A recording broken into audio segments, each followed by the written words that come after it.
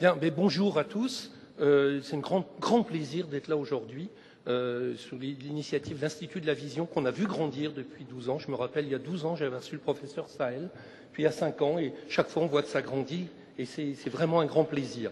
Donc merci beaucoup de cette initiative.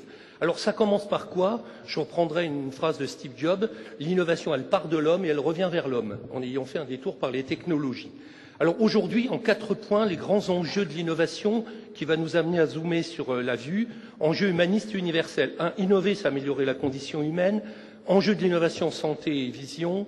Les reprises d'initiatives actuelles, on a des beaux projets. Et innovation globale, universelle et inclusive. Alors, il faut savoir que les grands enjeux de l'innovation ont été définis à la Renaissance, par les humanistes de la Renaissance. On est toujours dessus. Améliorer la condition humaine, améliorer la relation entre les hommes qui ont tendance à se taper dessus, améliorer la vie dans la cité, construire la cité idéale, améliorer la relation à la nature.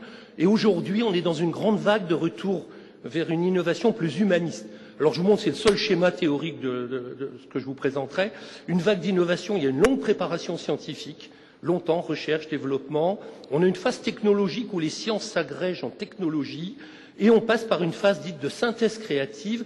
On va combiner tout ça pour délivrer du mieux, pour faire un cœur artificiel. C'est 27 ans de recherche-développement et c'est des dizaines et des dizaines de technos intégrés avec de l'humain.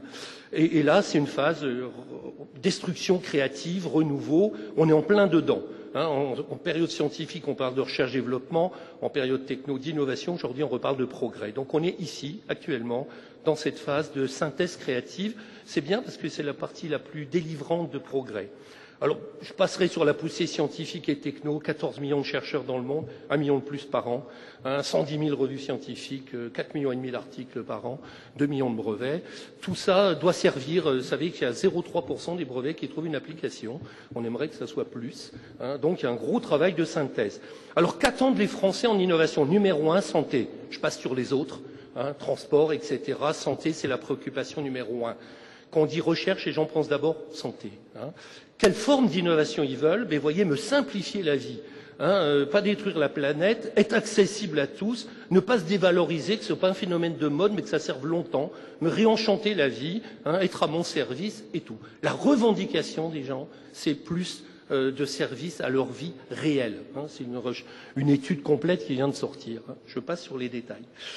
Et on voit effectivement cette vague de progressisme, vision progressiste du monde. Professeur évoquait le 19e, mais on revient à une période de progrès. Là, c'est big data. Que cherchent les Français sur le web et ce qu'ils préfèrent analyser? Vous voyez, technologie, innovation, progrès. Un peu en décalage avec le reste du monde, on est dans une phase dite progressiste. Progrès social, progrès humain, progrès de santé, plus que nouveau. Si c'est nouveau et moins bien, ça ne les intéresse pas. Ils veulent surtout que ce soit mieux. Alors, innovation est technologiquement neutre, en ce sens qu'elle intègre le meilleur état des techniques qui bougent tout le temps. Alors voilà ce que nous disait Steve Jobs. Si vous partez des technologies en leur cherchant des applications, c'est sans espoir. Il faut partir des individus, de leur vie, de leurs attentes et mettre à leur service des solutions fondées sur les meilleures combinaisons technologiques possibles. Donc ne pas inverser les priorités. Aujourd'hui, une phase très digitale qu'agace un peu tout le monde. Ceci n'est pas un homme. Si je prends l'image des artistes belges d'une période.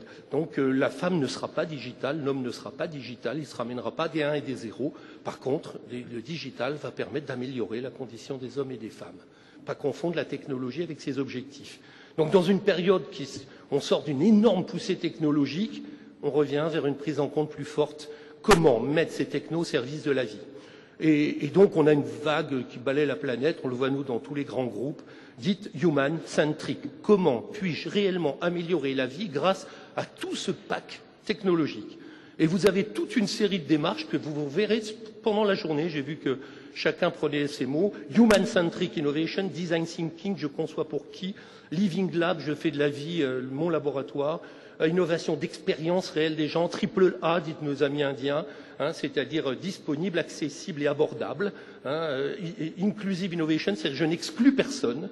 Empathic innovation, cooperative innovation, innovation co-conçue, et ce qu'on appelle better life, l'approche better life innovation. Même l'OCDE, pas l'OCDE, si l'OCDE, assez rigide, a réintroduit des critères qui s'appellent better life plutôt que simplement technologique. Les enjeux d'innovation dans la santé, dans la vision, la santé, c'est au cœur de la préoccupation de tout le monde, améliorer la vie. Alors, il y a un impact économique. Vous voyez ici la moyenne des dépenses pour la santé. On est passé de 4% en moyenne dans les années 60. On va allègrement vers 14% raison 2020. Certains pays beaucoup plus, notamment la France, d'autres moins. C'est un enjeu et un défi. Mettre autant d'argent, il faut mettre pour la santé, mais c'est très coûteux et on a un problème parce que, vous voyez juste le sens des flèches, beaucoup de déficits des systèmes de santé et donc l'innovation est impérative. Il faut à la fois faire mieux et moins coûteux et vous verrez, on a beaucoup de bonnes nouvelles, ça n'est pas du tout contradictoire. On a une amélioration, un meilleur pilotage. Ici, je vous le montre sur un seul schéma, c'est la durée de vie ramenée par les pays au niveau du PNB accordé à la santé. Vous voyez, on a un long palier. On voit entre des dépenses de 2 000 $ par an à 6 000 $ par an, avec des gens qui arrivent au même niveau de vie. Donc il y a de la marge de manœuvre dans la prévention, énormément, dans l'amélioration du système, l'utilisation de toutes ces technologies digitales qui sont extrêmement efficaces, qui fait qu'on doit et on peut faire mieux dans des conditions maîtrisées. C'est un enjeu de santé et d'économie pour nos pays développés. La durée de vie ne cesse de s'allonger, certains le ressentent même comme une crainte. Quand on leur dit, au lieu d'arrêter à 84, je dirais jusqu'à 97, ça les fait rire à moitié. On a fait une enquête sur 5000 personnes. Il dit 15 ans de plus, vous me les filiez entre 30 et 40, ça m'arrangeait bien. Là, ça m'arrange moyen. Mais en fait, ils l'ont entre 30 et 40, ils s'en rendent pas compte. Mais c'est un allongement de la vie. Et on verra, il y a une très forte relation à la vue, voire longtemps. La vie dure toute la vie.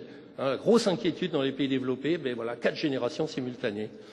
Donc il faut se préparer à cela. Nos systèmes n'avaient pas prévu cet allongement de vie. Non. Par ailleurs, un grand mouvement qui est né dans la santé, qui est l'implication beaucoup plus forte des utilisateurs. On dit des patients de plus en plus actifs et de moins en moins patients. C'est-à-dire qu'ils veulent, récemment j'étais en grande conférence sur le diabète, vous avez 3000 diabétiques qui interpellaient tous les grands scientifiques et les grandes entreprises. Relancer l'innovation dans le diabète vue par les diabétiques qui sont tous connectés. Donc les associations de malades ou handicapés ou des gens concernés, des femmes enceintes et autres, jouent un rôle de plus en plus déterminant. C'est-à-dire qu'ils jouent leur rôle, ils peuvent, avec les réseaux, ça marche bien. Donc on a ça dans toute la santé et c'est très bien. Ça permet d'orienter, de piloter. Et ici, là, on verra, par exemple, les aveugles de France qui sont très présents. Donc ce pilotage par l'aval est très important. C'est difficile dans la santé. Oui, améliorer ça, c'est une photo dans un hôpital. Ça suppose que tout le monde travaille ensemble. C'est-à-dire les fabricants de médicaments, les malades, l'hôpital. Et on dit souvent, dans les approches un peu superficielles d'innovation, le client roi. Vous pensez que le monsieur à droite est roi de quelque chose.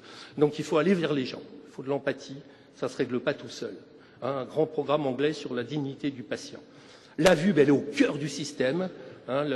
Ici, j'ai pris au hasard sur le web, dans les questions pour les enfants, les ados, sur les réseaux sociaux. Quel est pour vous le sens le plus important? Toujours 2/3 la vision, juste avant de toucher. Donc on sait qu'on est au cœur de la problématique. Alors reprise d'initiative. Aujourd'hui, Dieu merci, on a reprise d'initiative massive.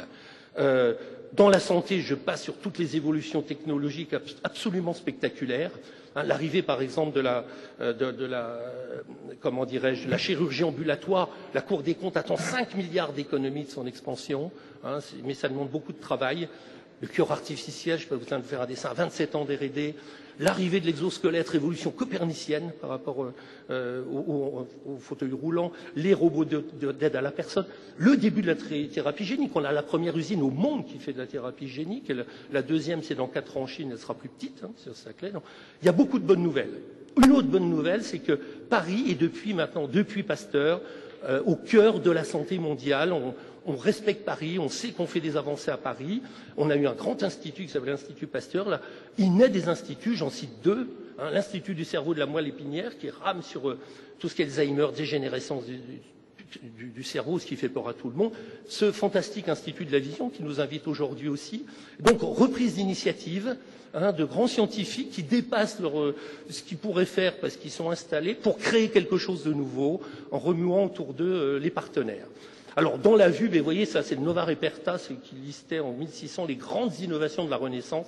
Ben, les lunettes, vous voyez, première fois on voit des gens à lunettes, c'était considéré comme une des plus grandes innovations de la Renaissance. Et toute époque a vu un progrès dans la vue, le braille, la canne blanche, la lentille, la chirurgie. Je ne parlerai pas de celle que vous aurez aujourd'hui, je ne vais pas déflorer le sujet. Vous allez voir l'arrivée de choses révolutionnaires dans le cadre de la vue. Et enfin, je terminerai, innovation globale, inclusive et universelle. Il faut savoir que le monde est grand. Dans la santé, les frontières n'existent pas. Les recherches scientifiques sont internationales. On n'arrête pas Ebola tout seul, ou le SARS tout seul. La vue, ça touche tout le monde. Là, c'est la pyramide des 7 milliards de personnes dans le monde. Nous, on est dans le petit triangle bleu du haut. La plupart des gens qui sont là, ou peut-être un peu en dessous, mais on n'est pas les plus pauvres. Et donc, on doit à la fois penser l'innovation verticalement, tout le temps aller au-devant de ce qu'on pourrait faire de mieux, mais on sait que c'est coûteux, et immédiatement se préoccuper de fournir à tout le monde. Le progrès ne vaut que s'il est partagé par tous. C'est une phrase d'Aristote, c'est pas un slogan de la SNCF, pour ceux qui n'ont pas connu, Aristote. Il dit, dans ces moments-là, il y a un risque, c'est qu'on ait quelques happy few qui bénéficient de l'innovation et les autres pas.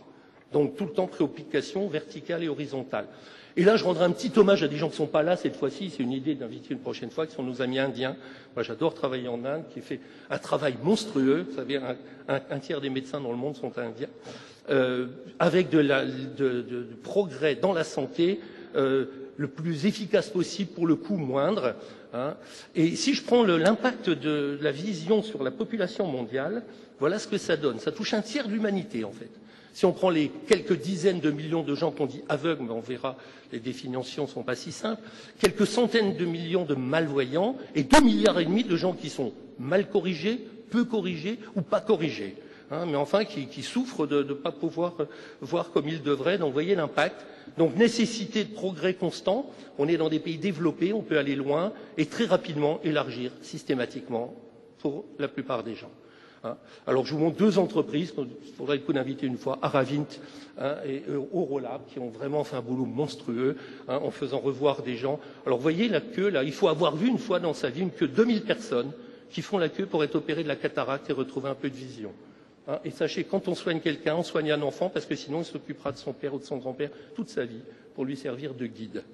Donc voilà, cette partie-là. Et je termine sur une phrase de Kafka, grand écrivain, mais aussi très grand innovateur. C'est lui qui a inventé le casque de chantier, un système de protection présent sur la Terre entière.